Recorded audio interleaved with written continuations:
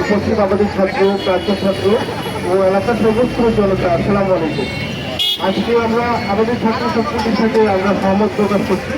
আমরা তাদের সাথে একটি একাত্মতা ঘোষণা করার জন্যই আমরা আজকে রাজপথে, কারণ এই জনপদের একমাত্র উচ্চশিক্ষা প্রতিষ্ঠান। আমরা প্রায় 4 বছর হয়ে গেছে উপজেলা পরিষদ হওয়ার পরে আমরা এখানে সরকারি কলেজ হতে পারবো।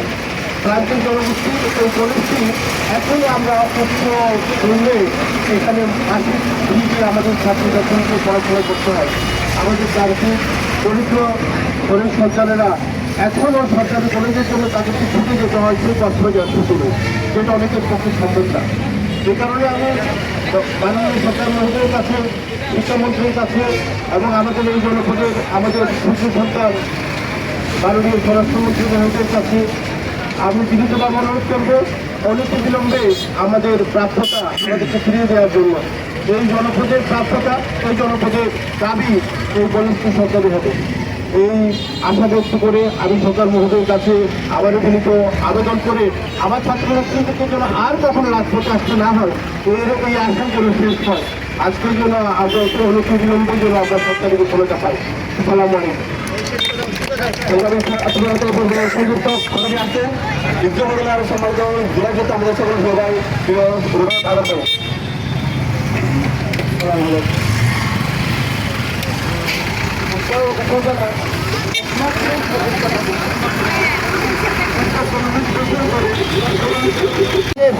টাকা পয়সার প্রয়োজন, আমরা সেই পরিবার থেকে আমাদের ছাত্রকে আমরা সেবা দিতে পারি না এবং সাপোর্ট দিতে পারি না।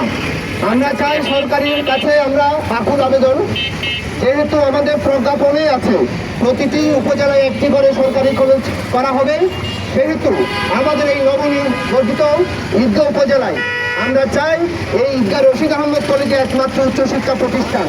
এখানকার এলাকার ছাত্রছাত্রীরা উচ্চশিক্ষা গ্রহণ করেন এই এলাকায়। সুতরাং আমরা চাই, আমাদের একটাই দাবি, আমরা একটাই প্রাণের দাবি, আমাদের এই কলেজকে জাতীয়করণ করতে হবে।